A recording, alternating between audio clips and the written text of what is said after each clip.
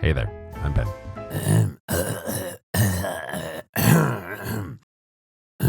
Sharge battery pack review. What's this? A battery pack with an active cooling fan and an RGB display? Good golly, what's next? We really are living in the future. And since I hate clickbait, here's the whole video in one sentence. This is a fairly high quality device with a few annoying quirks, and I've enjoyed using it. Okay, 2 sentences. As it turns out, I actually have an old iPhone 12 Pro Max which has been kicking around and it heats up when it's charging wirelessly, so perhaps this is a solution? Let's find out. Starting with the 3 Fs. Okay, it's actually the 2 Fs in the PH, which really shouldn't exist in an orthographically consistent language, but we are getting off topic, aren't we? Fit, finish, and physicality. As noted, it feels like a high quality product. Honestly, I'm a huge fan of how it looks. The open back reminds me of Nothing's designs. The magnets are strong, although I would be happy if they were stronger. Note that the plastic housing feels pretty good, but I have managed to drop it once and I'm already noticing damage. And even though it's similarly prone to damage, I would prefer something like aluminum, which might be more recyclable.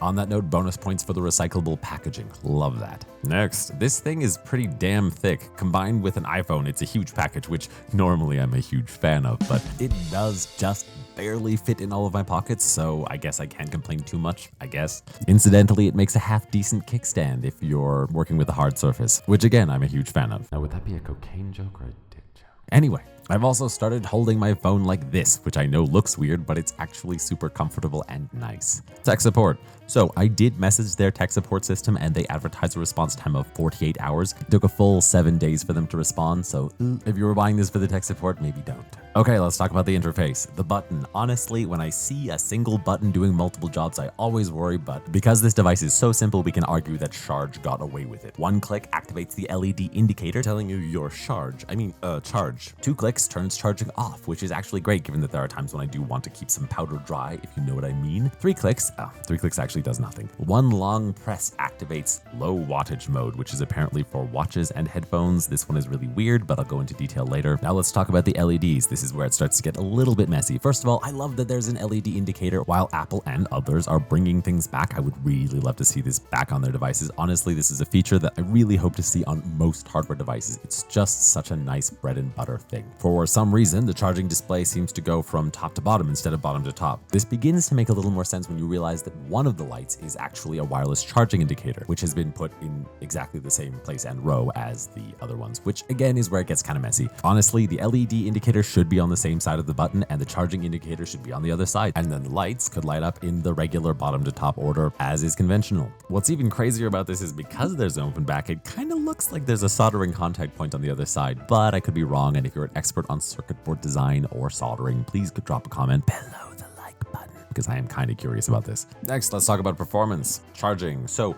I like that I can just leave this thing snapped to the back of my phone and charge all night. It's reassuring to know that I can still rely on my phone to be my alarm clock even when I don't have power. I am super annoyed, however, that I can't disable the fan and RGB display. This is in fact what I contacted support about, and they have confirmed that it cannot be turned off. Obviously, the drain might be negligible, but there are lots of times when I don't need fast charging and I don't need the light and the noise.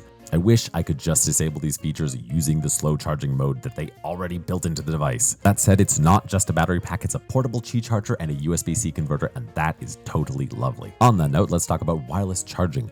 For some reason, it doesn't seem to want to charge my headphones when they're placed on the bank at an angle. That said, if I twist them so they're square, it's all good. It doesn't seem to matter if I twist them after to be at an angle. It's very inconsistent is what I'm saying, but just know that if you want to make sure that it's going to work, you gotta put it on square. It's kind of annoying to me that I have yet to come across a device which charges and discharges wirelessly. Now, granted, this thing is thick enough as it is, so maybe not right now, but having a device which truly needs no cables to charge and discharge would be really great. That, and being able to charge the device wirelessly would mean that I could use the port to charge other things while I'm also recharging the pack and using the wireless discharge. The fan and RGB display. So let's talk about the thing that makes this really unique, the selling point. I'm honestly impressed at how quiet it is. When I'm using it normally about a foot from my face, I can hear the fan, but only very faintly. It's almost as if someone is using a laptop like 10 feet away from me or something. I can only hear it very faintly and only when I'm in a quiet room. Then it occurred to me, what does this sound like on phone calls? So I tested it on a number of phone calls with my friends and family. Hello, chosen father. Yeah, I'm actually not calling to say that I love you. I just need wanted to test this tech product for a video that I'm making. Say hi to the camera. Anyway, what they said was that it actually isn't very noticeable. In fact, it's not really noticeable at all to the person listening to the phone call, which is really how it should be. That said, I did test it with voice memo and audio recording, and there's still a pretty obvious fan noise in the background. Sounds about the same as when you're putting your phone to your ear. And this is what it's like when I have the phone to my ear, but I don't have the fan turned on. We'll see what that sounds like.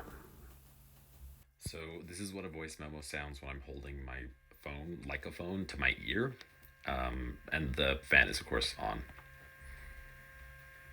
The other time the fan noise was inconvenient was at night. Worth noting that I used it a couple of times to charge overnight, and only once I noticed the fan noise, but once I heard it, I couldn't really unhear it and I had to turn off the battery pack. My phone was about a foot from my bed in nightstand mode, so it's very weird that low current mode doesn't turn off the fan or lights, as I kind of implied earlier. Again, if you sleep with a partner or you're crashing next to a friend, this will be a little bit irritating. But let's dive a little deeper into low current mode. This is kind of a weird flex. It's advertised as being for watches and headphones. What's weird is they don't really explain why. I've done some research on this and it appears as though most Qi charging devices will only take as much power as they can use.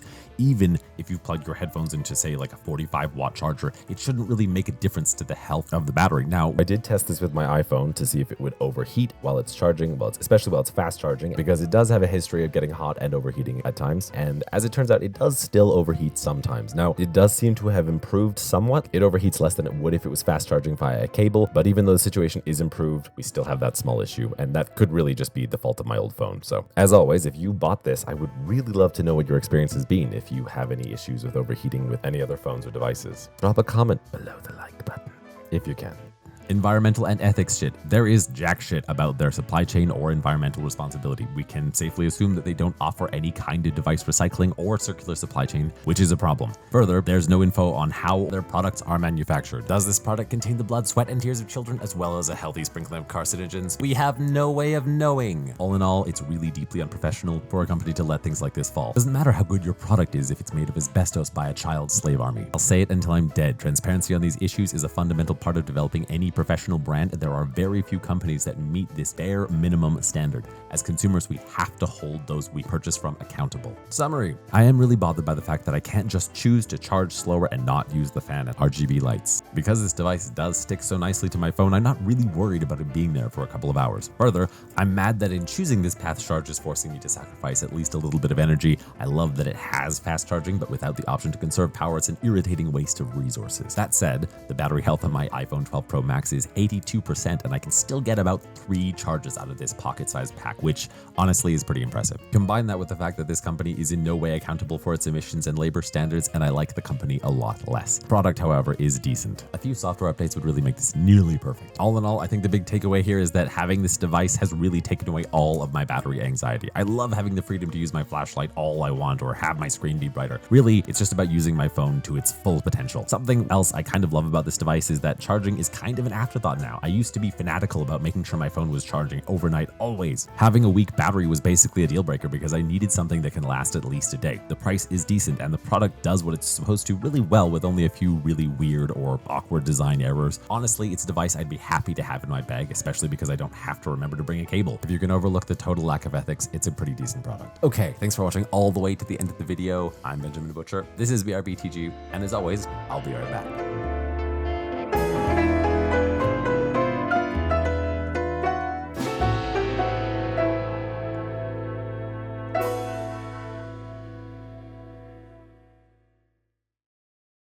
Cave Johnson, we're done here.